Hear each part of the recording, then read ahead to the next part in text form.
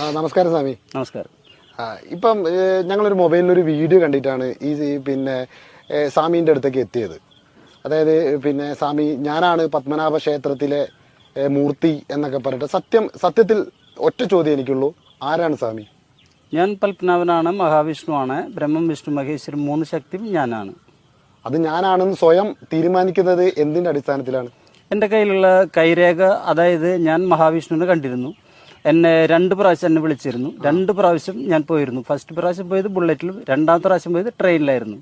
ഈ 2ാമത്തെ പ്രാവശ്യം പോകുമ്പോൾ ഒരു ഉണ്ണി എന്ന് പറഞ്ഞ ഒരാളുടെ കയ്യിൽ നിന്ന് 5000 രൂപ കടം മേടിച്ചിട്ടാണ് ഞാൻ പോയത്. ഇനി എന്താ അറിയേണ്ടത്? 5000 രൂപ കൊടുത്ത് അത്രയും ഉണ്ണീൻ്റെ നിന്ന് കടവും വാങ്ങി പത്മനാഭനെ കണ്ട് മടങ്ങി വന്നിട്ട് ഞാൻ പത്മനാഭന എന്ന് പറഞ്ഞാൽ ബാക്കിയുള്ളവരെങ്ങനെ വിശ്വസിക്കുക? നിങ്ങളെ വിശ്വസിപ്പിക്കാൻ വേണ്ടിയിട്ടല്ല, സത്യം ഇന്നല്ലെങ്കിൽ നാളെ തെളിയും.